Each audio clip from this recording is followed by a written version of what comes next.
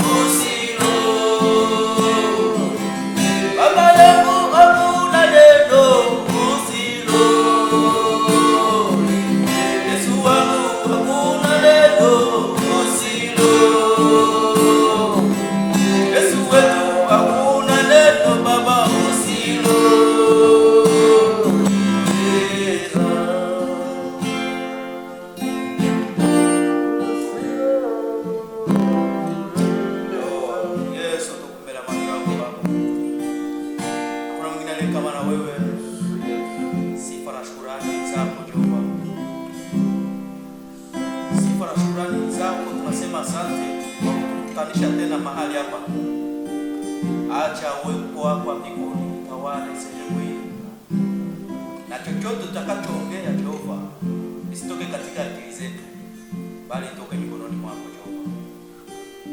Sisi ni wanadamu, lakini ni wewe Mungu unayechunguza mioyo yetu. Baraka yako na Roho Mtakatifu ipate kushuka, na yeyote atakayesikia na abadilike. Maneno hii Mungu, acha maneno hii iende kusaidia wandugu wengine ambao wanaokosa majibu wapate kupata jibu. Amen. Kupitia jina la Bwana na Mwokozi kiomba hivyo na tutatenda Jehova. Amen. Amen. Amen.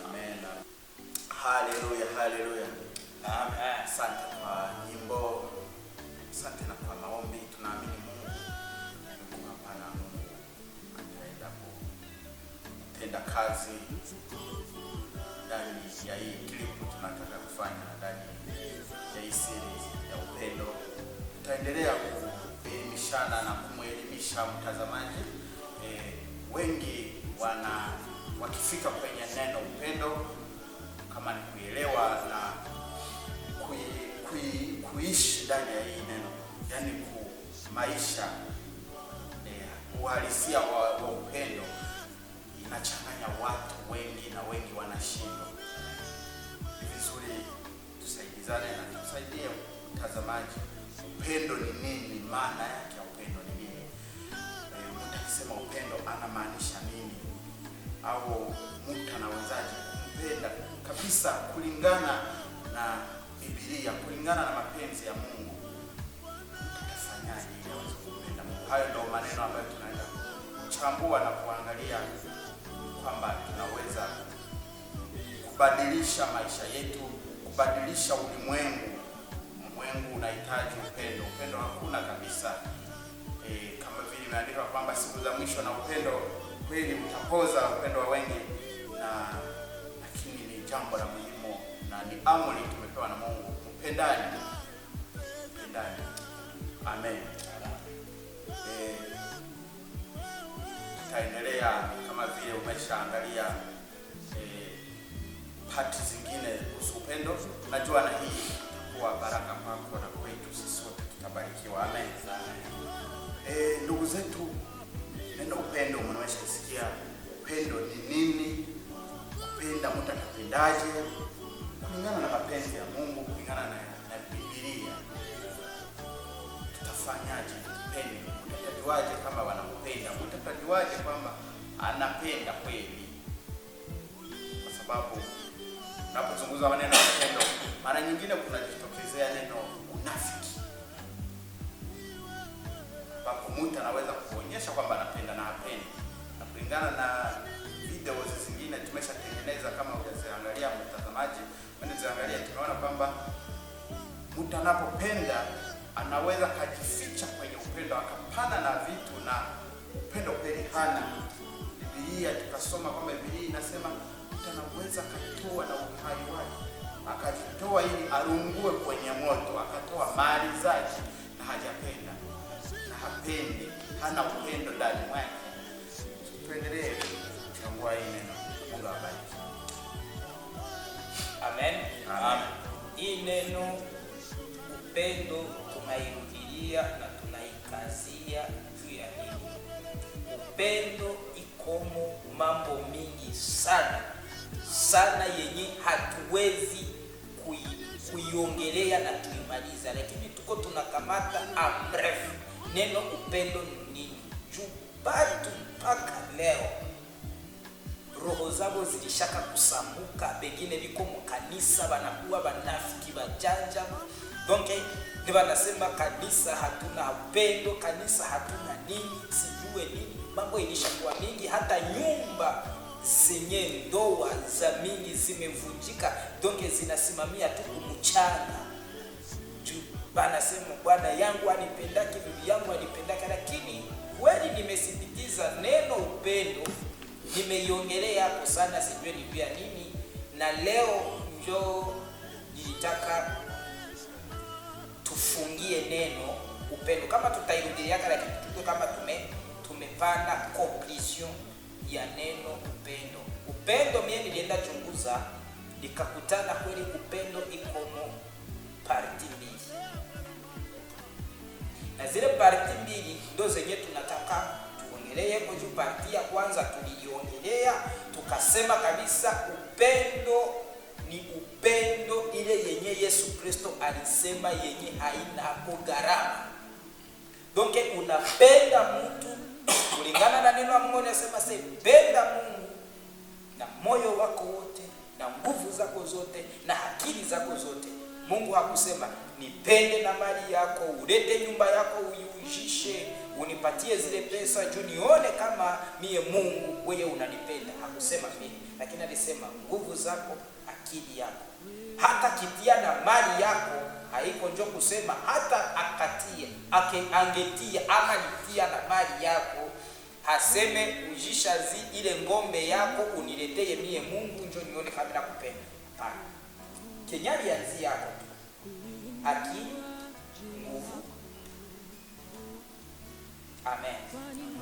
Sasa leo ndio tunataka kuongeza ndani neno ambayo inasema usipende kwa mdomo tu wala kwa maneno, mbali na kwa matendo. Ile neno matendo ndio nimeongelea tu, itakuwa sawa vile tuko tunakusanya ile neno upendo tunaleta conclusion, lakini nimekwambia unakuwa sehemu hizo mbili. Na mbele tuendelee, tutasoma neno la Mungu moja iko yenye tulianzia hapo kitabu cha Wakorinto wa kwanza, na ingine uliipata na ingine ilikuwa kani Mathayo ya, na ingine iko mu Yohana, barua ya kwanza ya Yohana.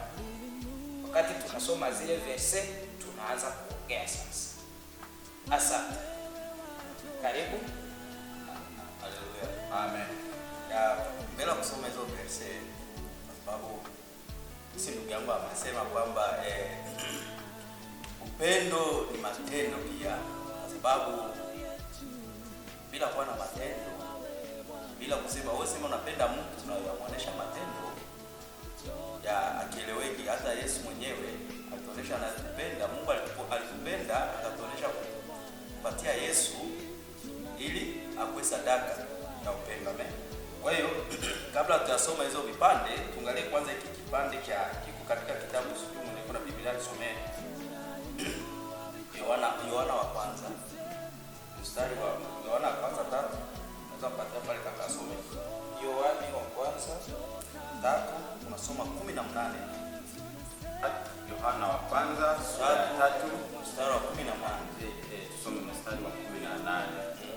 Unasema watoto wadogo, tusipende maneno wala kwa ulimi, bali kwa tendo na kweli. Amen. Amen. Hiyo mstari nasema kutokana na hiyo tunasema kwamba tunatafuta tuoneshe matendo. Upendo haiko kwenye ulimi wala haiko kwa kusema, lakini Biblia inasema upendo ni matendo ya upendo. Ndio kwanza nilikuwa napenda kwanza tusome hiyo neno kwa sababu tujue kwanza Biblia inasema nini. Biblia inatuita watoto kwa sababu sisi ni watoto wa Mungu. Na usizanie kama aliita watoto ni wale watoto wadogo. Sisi wote mbele ya Mungu tuko watoto. Na ndio anasema watoto, yani tusitamke kwa ulimi wala kwa kusema tu, bali kwa matendo mema. Yale tunayo yaonesha kuonesha kama tuna upendo, tuoneshe kwanza na matendo mema. Na ndio Mungu atatubariki. Kwa hiyo karibu kusoma vile vipande vingine, tuendelee na mada. Basi acha tusome hiki kipande ambacho kiko katika kitabu cha Wakorinto wa kwanza sura ya 13. Tunaanza moja kushuka. Kama unaweza soma hapa ili tuelewe. Yes. Tusome Wakorinto wa kwanza sura ya 13. Tuanzie mstari wa kwanza tusome. Nijaposema kwa lugha za wanadamu na za malaika, kama sina upendo, nimekuwa shaba iliayo na upatu uvumao. Tena nijapokuwa na unabii na kujua siri zote na maarifa yote, nijapokuwa na imani timilifu kiasi cha kuweza kuhamisha milima, kama sina upendo, si kitu mimi. Tena nikitoa mali zangu zote kuwalisha maskini, tena nikijitoa mwili wangu niungue moto, kama sina upendo, hainifaidi kitu. Upendo huvumilia, hufadhili. Upendo hauhusudu. Upendo hautakabari, haujivuni, haukosi kuwa na adabu, hautafuti mambo yake, hauoni uchungu, hauhesabu mabaya, haufurahi udhalimu, bali hufurahi pamoja na kweli, huvumilia yote, huamini yote, hutumaini yote, hustahimili yote. Upendo haupungui neno wakati wowote, bali ukiwapo unabii utabatilika, zikiwapo lugha zitakoma, yakiwapo maarifa yatabatilika. Kwa maana tunafahamu kwa sehemu na tunafanya unabii kwa sehemu, lakini ijapo ile iliyo kamili iliyo kwa sehemu itabatilika. Haleluya. Tuko tunaongelea neno upendo. Sasa unasoma na hapa barua ya kwanza ya Yohana iko sura 13, unaanzia kumstari wa 13 Amen. hadi 18 kwenye kaka yetu alitanguliza kwanza, na pale kumstari wa 18 ndio kwenye kuko fungu lenye kuko mneno mbili zenye tutaongelea hapo sana kuhusu ile neno upendo ni nini. Pale balake ndio itakuwa sawa vile funguo ya kutuelewesha sie bote. Ya anzia 13 utakuwa unasoma kidogo, kama tunakwambia stope, tunaanza kuchambua kwanza ile msemo. Ni msemo kama hauichambue mtu hataelewa, tafikiria ni journal yenye tuko tunasoma. Basi Amen. Tusome kuanzia mstari wa 13. Anasema, ndugu zangu, msistaajabu ulimwengu ukiwachukia. Sisi tunajua ya kuwa tumepita toka mautini kuingia uzimani, kwa maana twawapenda ndugu. Yeye asiyependa akaa katika mauti. Lakini kila amchukiaye ndugu yake ni muuaji. Nanyi unajua ya kuwa kila muuaji hana uzima wa milele katika ndani yake. amen. Amen. Tutaendelea baadaye. Unaweza Hapo ni mstari wa 15. 15. Sasa ile maneno hizi tunaisikia si wote. Tunaweza kusaidiana namna gani na kuambia watu ni tuko tunaongelea neno upendo, lakini neno la Mungu linasema kwa ile 13, si ndugu zangu, msistaajabu ya kuona dunia imefanya nini, imetuchukia kuhusu nini? Kuhusu siye tunapenda ndugu. Sawa. Inaendelea kusema ase mtu mwenye siye wenye tunapenda, ile upendo yenye haina unafiki na upendo yenye haina entere. Sawa. Upendo yenye haina entere. Entere ya namna gani? Nimekupa hiki na wewe utanipa. Sawa, nimekupa hiki, nimefanya upendo juu yako zaidi, juu kuko kitu kenye na mimi niko natarajia kwako. Sasa John neno inasema siye wenye tumependa, tumetoka mauti kuingia uzima. Ndio vile Biblia inasema. Banani wenye wanapenda ile upendo yenye Yesu Kristo alisema Mungu akapenda ulimwengu akamtoa mwana wake. Doke upendo yenye haina ko entere.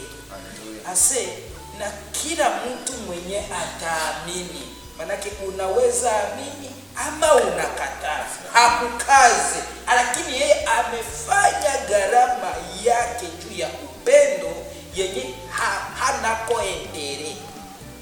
Doke we ni shua yako. Nimekusaidia, nimekuokoa, nimekutakasa, nimemwaga damu yangu. Sasa ni wewe shua yako kama utanifuata ama kama hautanifuata, lakini sitakulaumu, sitakuhukumu. Ile ni neno la Mungu. Ndio maana muokovu hatuchapanake kiboko. Amen. Ndio maana ukitaka unaweza kuja kukanisa saa zenyewe unataka, ukitaka unaweza imba, ukitaka unaweza acha, ukitaka unaweza okoka, ukitaka hauwezi okoka. Kila mtu na chaguo lake. Kila mtu na chaguo lake. Tuko kuneno upendo. Si wenye tumependa. Mtu mwenye anapenda, mtu mwenye anajua upendo, anatoka mauti kuingia uzima. Donc neno upendo ni funguo ya uzima ya milele. mtu mwenye anajaa upendo, ile upendo yenyewe nimekwambia, yenye haina unafiki, yenye haina ujanja. Unachekea mtu kumidomo, ndani yako kuna sehemu moja kwenye umefungia kitu fulani. Huyu yuko ananichekea hivi na aliwahi kunisema hivi. Tuko pamoja. Amen. Donc ile ndio upendo yenyewe, tumetoka mauti kuingia uzima. Donc mtu mwenye iko na upendo ule wa dhati yenye haina ujanja, deja iko na uzima wa milele. Kama unampenda mtu, nikipenda ndugu yangu siwezi muwazia mabaya, nikipenda bibi yangu siwezi muwazia mabaya. Hata kama alienda kutembea, hata kama alifunga voyage anaenda kwao anafanya kule wiki 2, kama mimi nampenda, sitamuwazia hata neno moja ya kuchinga, juu ninampenda, na akirudia ni amina na furaha. Kama alienda swate, alienda tembelea sijue ni baba fulani, garso fulani, sijue nini, juu ninampenda, siwezi kumuwazia kama kule anaweza kufanya neno ya ujinga. Hapana. Donc wakati umefutia neno ya ujinga mkichwa, deja unamfungulia shetani nafasi ya kushawishi kile kenye umefungulia mlango kitendeke. Jina la Bwana libarikiwe. Amen. Na pia upendo na pia upendo sio upendo wa kusema unatafuta profit. Kwa sababu kuna wengi, hata sisi wa Kristo na watu wa dunia, tunafanya mambo mengine tunaonesha ni upendo, lakini tunafanya kama uprofit. Kwa mfano, inaweza sema mfano, mimi nipate kilio au rafiki yangu apate kilio, niende kwa kilio rafiki yangu, nifike pale kwa kilio, nakamata na kununulia chakula mkilio, na mfanyia mabezo mingi, na kuwa naye karibu. Rafiki yangu anajua kweli huyu ananipenda. Kumbe mimi nalifanya hivyo na mimi nampenda. Siku na mimi nitapata kilio, asipofanya hivyo, ona mimi nilienda kilio alipata kilio, mimi nigaramia, nilikuwa pale kila siku, mimi napata kilio. Mtu gani huyu? Hata mimi niletea hata kitu hata nini. Kwa hiyo kuna upendo ambao tunafanya ya kuprofite. Inakuwa kama ni deni. Inakuwa deni. Mimi nilikufanyia hiki, kesho nikipata na wewe niletee hiki. Nilikia kukuona kwako kama wao ukiniona, nikiugua utakia kuniona. Najua unakutana kuna wengine hata wanafanya sherehe, anaalika watu wa maana kwa sababu ile sherehe anajua nikiita fulani na fulani wako na pesa, wapeletea na mimi nikule. Anafanya sherehe sio ya upendo, anakuita sio ya upendo, anajua huyu nikimuita mwi sherehe ana pesa. Hakualike kwa sababu anakupenda. Anajua kuna kitu kitapata kutokana na huyu. Na hiyo upendo ni ya kinafiki. Upendo sio wakati ya vitu unatafuta kitu. Hivyo viko sasa. Tungali tunaendelea na ile neno. Ambayo inasema si wenyewe tunapenda, tunatoka mauti kuingia uzima. Na ya pili, neno inasema pale kwa mstari wa 14 inasema mwenye hapende, mwenye hana ile upendo ya dhati, anaikala ndani ya nani? Ndani ya giza. Sasa tunaenda kutana neno upendo, inakuwa mambo mbili tena mazito. Sasa si wenye tunapenda direct tunaingia uzima wa milele. Tuko na uzima wa milele. Benye habana upendo biko mugiza. Sasa wewe ukichunguza upendo ile yenye Mungu anasema ukweli, chunguza. Sitaki kukupatia tafsiri ya sahihi. 15 ndio inasema hivi, asema unajua kama mtu mwenye hana upendo ni muuaji. Ulishakaua bangapi wewe? Asena muuaji hana uzima wa milele. Juu ya nini? Hana upendo. Dema kama hauna upendo, ulishakuwa muuaji. Mfaso gani? Batu bengi banalia, Ukionyesha kama unanipenda utaniuzia hiki. Ukionyesha kama unanipenda, mie kile nilikipinga tena sana na niendelea kukipinga. Ila upendo yenye inasema inafuatiliwa na matendo ni wakati Biblia inasema tutenda kupafika, na ngoja nipagusie. Wakati unaona mwenzako iko muhitaji, kiukweli hana nafasi ya kugusa, kisha unamsikilia huruma. Neno la Mungu ndio vile inasema, ukimtendea, upendo wa Mungu unakuwa ndani yako. Lakini hii upendo yenye siye wanadamu tunataya na kutembeza kumidomo, ni wakati nina kuona nekuya hapa nikufanyizia hivi bwana, rafiki yangu huyu hapa. Je, turudie na hapa, ni wangapi benye walishapata magonjwa kulingana na kusema fulani nilionaka nilishakula vitu vyake vya mingi, ndio nikasema basi ngoja na mie nifanye hivi, ndio nikapatikana hivi. Huyu mtoto nilimuzala jukuko baba mwenye alinisaidia sana, basi nikaona hakuna kenye ninaweza kumupa, ndio na mie nikafanya hivi, ndio nikapata huyu mtoto. Je, ilikuwa upendo? Mie nikikusaidia, saa zingine kuko benye batangaliaka hii video na niko naongea swat, batasemaka huyu kaka aliongea kweli. Kama ninaongea, kuna batu benye nilifanya nabo kazi ya Mungu. Kiukweli kama mtu alifanyaka mabaya haifichamaki, na kama mtu alitendaka mema inafichuaka tu, inafichulikanaka na mabaya inafichulikanaka. Kuna batu benye batanisikia, kuna batu benye batasikiaka niko naongea hivi. Kuna batu benye nilifanya nabo kazi ya Mungu, na wakati mina kusema ninasaidia, ninafanya upendo, kazi ya upendo, hii mkono ya kushoto haikuwa inajua. Haleluya. Lakini kuna mtu akifanya hivi, ule mtu salivala ngoya ya mzuri, si njoo nilimuzia hai. Sasa kazi gani yenyewe ulifanya? Ile haiko upendo. Ile ni upendo ya kinafiki. Kuna watu wengine wenye wanatupiana maneno. Sulienda Bulaya sivalizi ya yule ndaka nao mie njoo nilikuuziaka. Upendo ya kinafiki. Amen. Amen. Ase mtu mwenye hana upendo anafanya nini? Ni muuaji, na muuaji hana uzima wa milele. Sasa swali njoo hii, uko na uzima wa milele? Je, uko na upendo? Je, unakaa ndani ya giza? Sasa na kitu kingine usisahau, buzinifu haiko njo problemu ya kusema ni zambi yenyewe unafanya yenyewe takuleteaka problemu ya hatari. Hapana.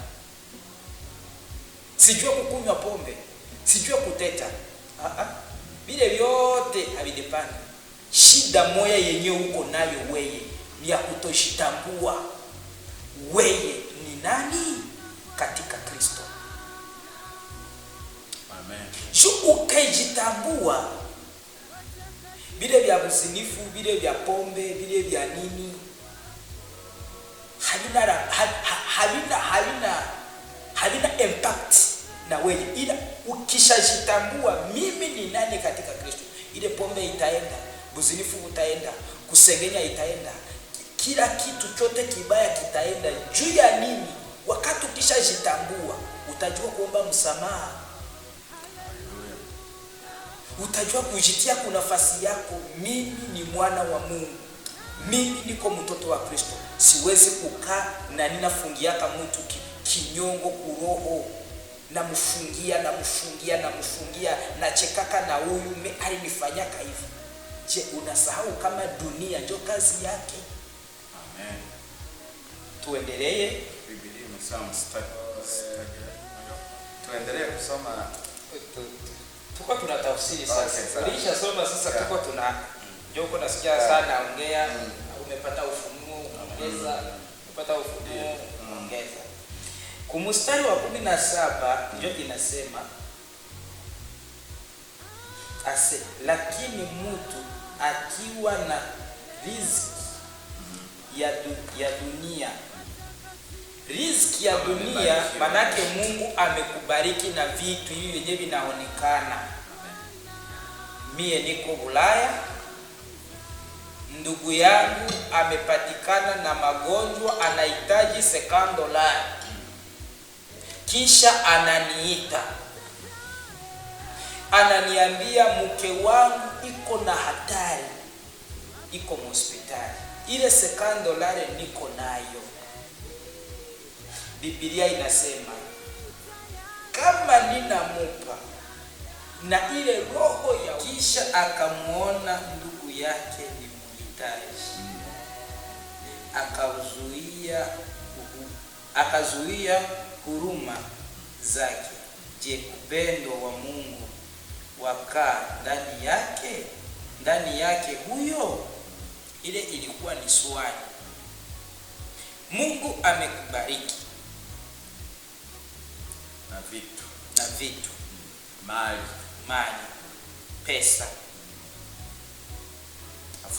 kisha kunakuya mtu mwenye iko na hitaji, anataka msaada toka kwako na vile vitu Mungu amekubariki navyo, kisha weye haumuoneye huruma.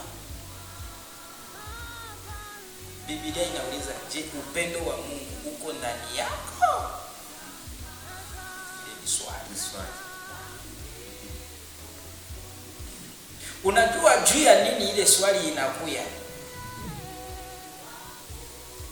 Ni juu mtu kama nasema iko na upendo yenye haina unafiki, yenye haina entere, yenye haina ujanja, lazima unapenda kwa neno, kwa roho na kwa nguvu yako, pia na kumatendo. Upendo yake unasikilia huruma mwenzake. Juu kwa mfano umeona amelemewa na kitu fulani na anakuambia nisaidie, uninyangulie hii mzigo, unifikishie pale. Ile ni mfano ya kwanza. Ya pili, anakuya anakuambia mtoto wangu amemfukuza shule, sina kwa kugusa, lakini ninakuja kuambia kama unaweza kunisaidia. Sasa Biblia inasema kama haumsaidii, je, upendo wa Mungu uko ndani yako?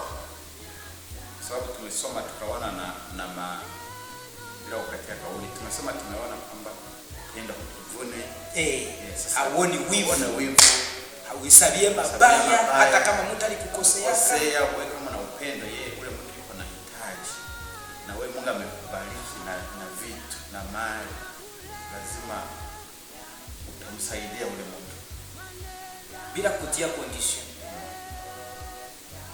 Mstari wa 18 ndio inasema hivi, na ndio kwenye nilisema tutaongelea zaidi kidogo tu. Ase watoto wadogo, bale watoto wadogo ndio wanani? Bale benye balishakombolewa na damu ya Yesu Kristo. Mungu anajifunia kasiye, anajua nginza lishatupatia akili ya kutosha, anajua kama siye tuko wamiliki na tuko watawala kwa kila kitu, tuko watoto yake. Tukiomba tunajibika kwa haraka. Mimi nikisema kwa haraka na uhakika, na kama unataka kujua nifuate, ndakwambia siri. Sitaki kuingiza mwa hii mada, ila niko naipangia. Bandugu yangu, mtu anasemaka vitu vyenye anaishi. Kuna mtu mwenye anafika kunyumba, kuna watu wenye wananiuliza, wewe gripe iliingia watu kabatingiza, wewe haikukamataki? Ndiyo, kuko watu wenye hawagonjwake magripe, kuko watu wenye hawagonjwake magripe, na kuko watu wenye wanazigonjwaka. Lakini kiukweli gripe inakuya Na njoo ninaambiaka watu siri moya, ukisikia wewe ni mtoto wa Mungu ama unajua wewe ni mtoto wa Mungu, na kama kuna makosa, juu hatuwezi ishi bila makosa wala dhambi, juu mtakatifu ni Mungu yeye peke. Siye tunapata ile utakatifu ama ile utakaso kupitia kujitambua, tunaomba msamaha. Na msamaha yenye tunaomba haiko Baba katika jina la Yesu na kuomba unirehemu nisamehe, maombi ya unafiki. Ile haiko maombi. Wewe jua kwenye ulipungukiwa ni wapi, ongea, hapana kuomba. Huko tofauti ya kuomba na kuongea. Ewane mzee, mie nilitamani mtoto wa watu. Na wewe kulisema kama mtu akisha tamani mtoto wa watu, kama ni mwanamke kama ni mwanaume, ulishafanya naye kitendo. Sasa mzee, vraiment mie unisamehe. Sasa umeongea, lakini Baba katika jina la Yesu niko mbele zako Baba, nilitamani unirehemu nisamehe. Ile ni unafiki, hautabadilika. Juu wewe umekamata kawaida. Wanasema tuombe msamaha, lakini kuya ikara kukiti, jichunguze kwanza, jipike torch. Ukisha jichunguza, unajiangalia, sasa ongea. Na unaweza ongea na dhamiri zako, na unatoa na maneno, haiko kwenda kwa magoti uombe.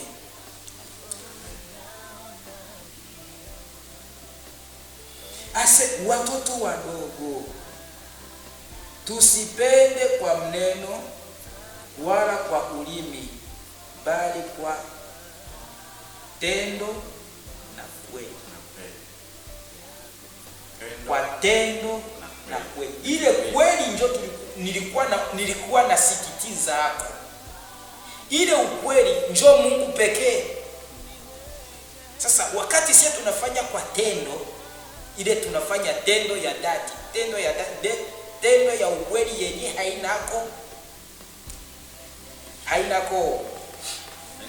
haina unafiki na haina kutafuta kwa faida zingine. Ndio ule ukweli, na ule ukweli ndio Mungu mwenye anakaa ndani yetu.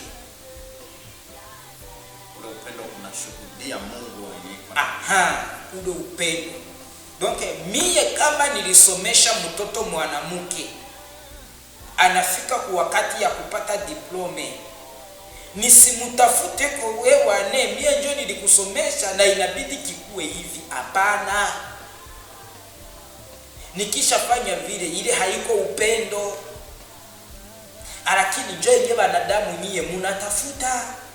Na njoo maana leo banabia uongo balishakuwa mingi.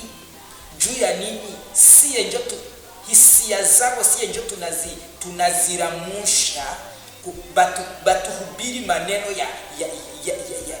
ya mzuri yenye roho zetu zinataka. Njoo maana na Mungu akalipua neno ya uongo ndani yao, roho ya uongo.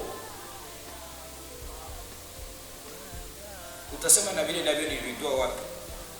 Je, Mungu anaweza kufanya vile? Ndio, soma Biblia. Na ndio maana ndio maana katika upendo, hata sisi tunaoishi, upendo ni kitu cha muhimu sana, sio kitu cha kusema kwamba unakificha. Kwa mfano, sisi ambao tulishaoa tuko na wanamke, kuna wengi ambayo tunaishi manyumba, unafikiri mwenzangu ananipenda, kumbe hakupendi. Na unasema kweli mimi ninapendwa hapa, kumbe mwenzangu hakupendi. Mfano naweza sema hivi, kuna mtu unakutana akienda kuwa pasta nje, kwa mfano mama yuko nyumba, akifika kuwa pasta na anaenda hata kwa pastere anamfulia manguo. Anampigia pastere, anapata anashinda kwa pastere kunamfanyia kazi. Lakini kwa bwana yake, hata bwana yake mbele tema ya kunywa pale, anakwambia haujui bomba, hawezi enda kushora pale.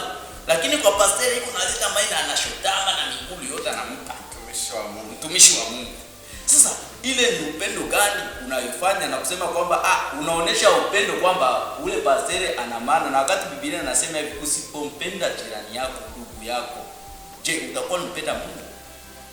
Hampendi Mungu.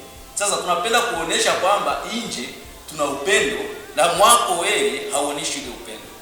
Kwa hiyo upendo ni kitu kikubwa sana ambacho wewe mwenyewe kwanza ndani yako wewe jitoe kwanza, ili wengine uwapatie ile nafasi yako. Wapi maisha yako, toa kwanza kwa wengine. Useme mimi nijipende alafu wengine ni wasahau. Jitoe kwanza, ujitoe, useme mimi nakufa kwa ajili ya hiki kitu. Ndio upendo. Biblia inasema hivi, upende jirani yako jinsi unavyojipenda mwenyewe. Hauwezi kumpenda mtu na wewe unasema mimi nampenda fulani. Hakuna. Tuongezee kwa na hiki kitu. Kuhusu upendo, mimi nitaiendelea tu kuiongelea. Ni upendo yenye ninajua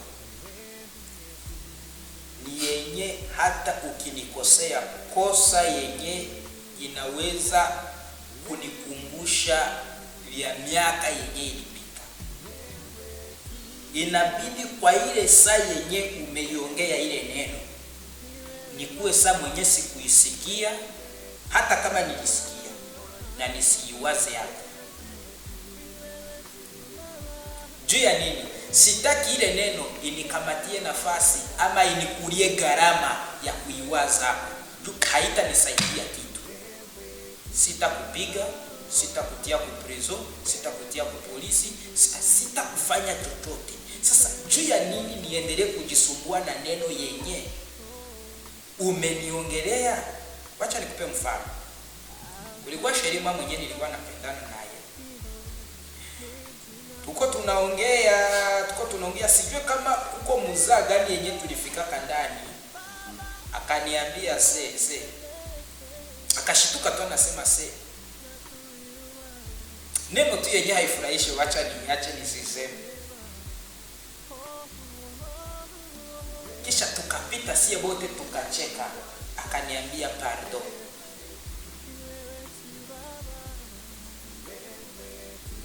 Tukaendelea na maisha. Je, wewe ni maneno ngapi yenye banakuambiaka haikufurahishi kisha unaendelea kufungia kuroho uliye kuitupe maisha iendelee mbele, unaendelea kuifungia kuroho? Ulishapata na mtu mwenye iko na upendo ya dhati. Mimi nakushauri na ninakuonya, hata kama hauna upendo, jifunze. Usikuwe unatia vitu mkichwa yako vyenye vitakukulia nafasi. Memory yako inayaramu historia zenye hazina maana. Inaweza kuwa ni mama yako, baba yako aliowaka bibi wa pili, ama sijue mama yako akaolewa na babwana wawili, mko watoto tofauti. Jifunze kuacha mambo ya ulimwengu iende na ulimwengu wake.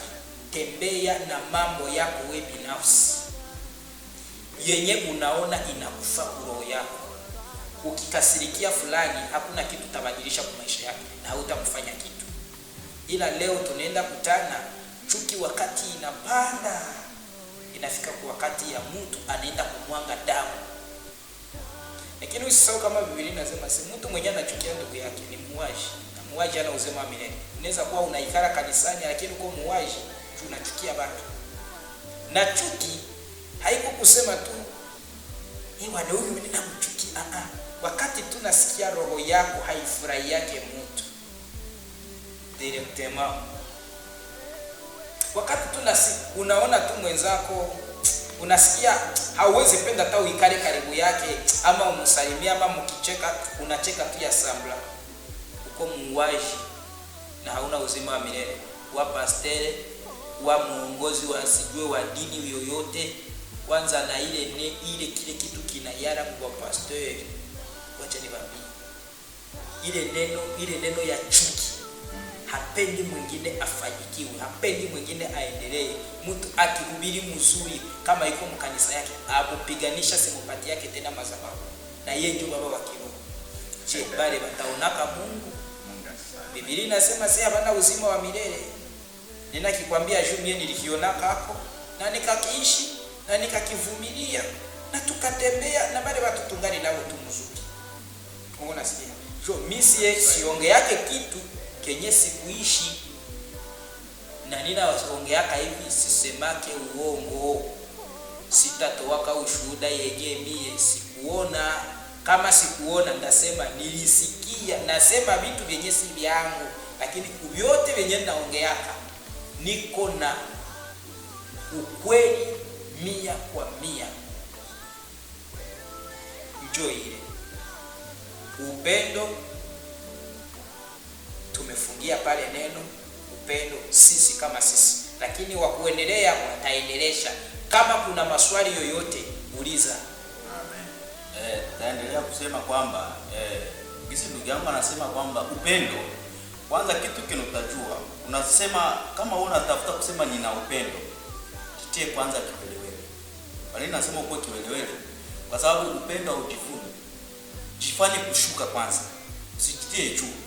Sababu pale unasema una upendo, jitie kuzishuka. Unajua hata kwenye ndoa unapoona mume anashuka na mwanamke anakuwa juu yake, usisane kwamba wewe mwanamke unaweza kumpiga mwanaume.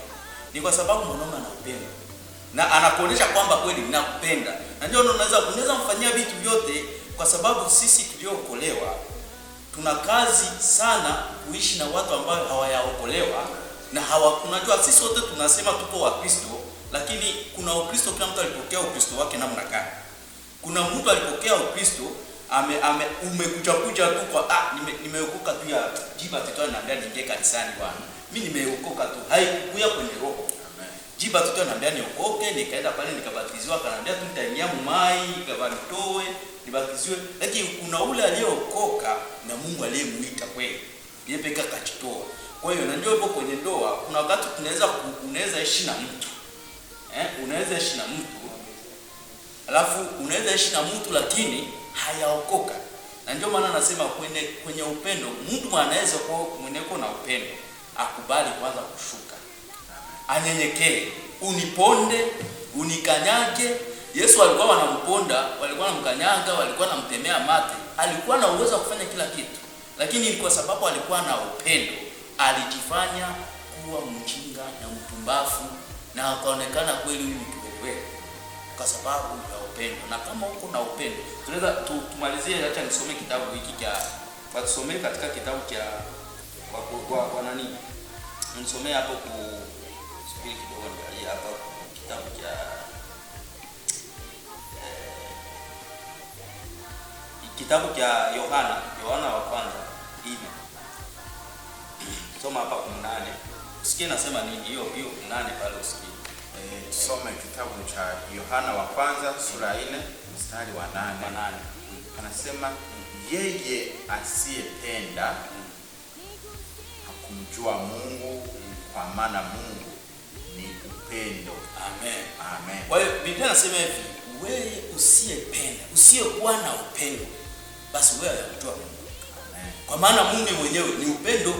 Sasa wewe usiseme kwamba unaposema mimi namchukia mtu fulani, alafu unasema mimi nampenda Mungu. Unadanganya. Kwa sababu Mungu anasema wewe ukisema haupendi, kwa sababu wewe haujui Mungu. Kwa sababu Mungu ni upendo. Shida moja yenye tuko nao ndugu, neno pendo tunaiongeleaga tunakosa, basi tuieleze namna gani?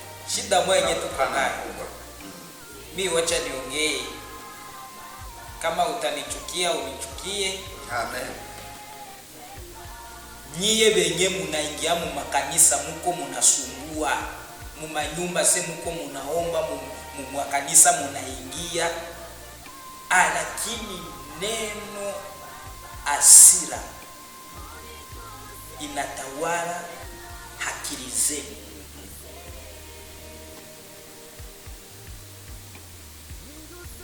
nirekebishe. Fasi kwenye kuko hasira hakuna upendo. Uliongea na mtu moya mbili tatu, kisha swate munaishi pamoja munyumba, ama ni rafiki yako, lakini roho yako inabakia iko na fundo, sijue ni fundo ya nini. Siku mbili, siku tatu, siku ine munapishanaka, munaweza salimiana habari mzuri, lakini roho yako iko inakuambia huyu uko kitu kenye aliongea kimehuzunikisha moyo wangu. Na apre pale unaona mtu bila aibu anapiga magoti chini ase, Baba, katika jina la Yesu nisaidie, ubadilishe maisha yangu. Ubadilishiwe nini? Na Mungu alitupatiaka akili. Wakati umezozana na mtu, malizana naye. Ni mtu kupashwe enda kumagoti uende omba. Njoo nasikia kama maombi ya makelele ya kusumbua Mungu. Mungu iko na vingine vya kufanya, unaenda kuletea kelele. Amen. Bandugu, Mungu alitupatia akili. Mimi kama nilimkosea ndugu yangu, ama tumebishana kumoya mbili tatu, basi tunasema shetani alituingilia. Lakini kama akili zetu zimerudia, tumalize na turudie jinsi tulikuwa zamani. Roho upendo ikuwe. Unafungia mtu sura. Unakutana mwanamke alishafungia bwana yake sura. Mie sitaongeza kasema mwa hii nyumba, sijue nini. Bwana naye anasema na bwana nazira chakula. Ama bibi, ama kenye bwana naleta mnyumba, bibi hata kigusa. Kenye bibi alileta. Sasa na kisha munaingia mkanisa, munaenda omba. Bandugu, mimi naambiaka roho yangu, usikwake mnafiki kufikia kunivo ya vini. Hapana, siwezi kuwa mnafiki kunivo ya vini.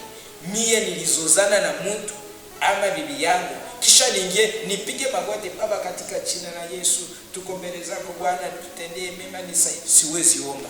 Amen. Siwezi na sitakifanyaka. Naambia Mungu, ewane hivi vitu vilipitikana. Mimi bibi yangu nimemuomba msamaha, na wewe Mungu uniangalie, unisamehe na utakase roho yangu na utakase na roho yangu. Mimi naongea, sitapiga magoti ya seni. Nimekwambia kwa tofauti ya kuomba na kuongea. Upendo hauhesabie mabaya. Upendo hauhesabie mabaya. Yale mabaya kama yametokea lazima tuyafute, itoke, tuanze mapya kwa ile muda. Upendo hauhesabie. Lakini tusisumbue Mungu. Umekosea mtu, wewe bibi na bwana mlishazozana, kisha umwana anaenda kumagoti ama nafunga na mafungo. Suko nasumbua Mungu, uko na deranje wengine benye bagerishibiwa, wewe unaingia mnafasi yao kuderanje. Tena deranje lazima tubadilike, akili zetu tukomane. Mtu uliongea naye neno leo, njoo inabakia repetition mkichwa yake mwezi mzima. Tena sio unaingia mkanisa, utahubiri, utaongoza, uko pastere, uko diakre, uko Mungu, sijue ile yote iko vurugeni kusumbua tu kanisa la Mungu, kuchafua tu kanisa. Mungu atusaidie sana vrema. Maneno ya Mungu ni matamu. Napenda sana ndugu. Mimi huwa napenda sana natoa na kipande. Kwa sababu kuna watu wengine wanasema Mungu anasema tu vitu. Kwani Biblia inasema nini? Ndugu yangu anasema tusome katika kitabu cha Mathayo. Angalia Mathayo. Tumalize na Mathayo. Tusikie Mathayo anasema nini kuhusu ndugu yangu anasema hasira. Kwa na hasira, kuna hasira. Mathayo 5. Mathayo 5 unaanza 21. Mathayo 5:21 utaishia mpaka unaanzia 21. Mathayo 5:21 utaishia mpaka 24 tunamalizia. Usikie inasema nini kuhusu hasira. Na wewe ndugu yangu tega masikio, uko Mkristo mwenzangu na moyo. Tusikie kosa ufalme wa mbingu vitu vya ovyo ovyo. 21. Usikilize hii neno, hii kipande, na kama uko na nabii andika hiki katika kitabu cha Mathayo kinavyosema. Amen. Umesikia watu wa kale walivyoambiwa, usiue, mtu akiua tampasa hukumu. Bali mimi nawaambieni, kila amwoneaye ndugu yake hasira tampasa hukumu. Na mtu akimfyolea ndugu yake, kufyola yes, mfyolo itamupasa baraza. Na mtu kimwapiza itampasa jehanamu ya moto. Telemuka sasa hapo chini ndio kuna utamu hapo. Basi kileta sadaka yako madhabahuni, na huku ukikumbuka ya kuwa ndugu yako ana neno juu yako, iache sadaka yako mbele ya madhabahu, ina maana uende zako, patane kwanza na ndugu yako, kisha urudi uitoe sadaka yako.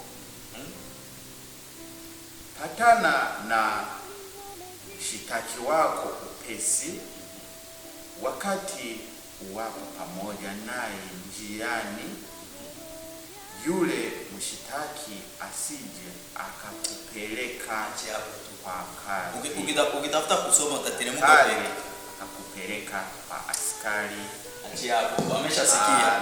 Ukipenda kusoma teremke hicho kipande chote. Kwa nini nilisoma hiyo? Hata Biblia inasema, unajua kwenye doa, mimi nasema kwa mama yetu, mnapenda kushola, ukaona ni kitu kadogo tu. Hiyo msholo ni kitu kadogo tu, lakini ujue Biblia inasema itakupeleka jehanamu. Hiyo msholo tu. Unaweza kuwa ulisema tu kidogo, wanako anapita. Hiyo msholo inakupeleka jehanamu. Kwa hiyo usione kwamba kitu nimefanya saa hizi. Kuna sasa hiyo msholo umefanya, umeshatenda dhambi. Ni kama vile kitusi umeshamtukana. Kwa hiyo umeshatukana hata ndugu yako kutokana na hicho kitu. Kwa sababu ukisoma hasira tutaendeleaga ingine siku, ni vitu vingi hatuwezi kuisema tena sasa. Amen. Tutaendelea ingine siku. Mule muasira ndio muhimu unatokea dhambi, na Biblia inasema mshahara ya dhambi ni mauti. Ndio watu wanakatana mipanga, hasira.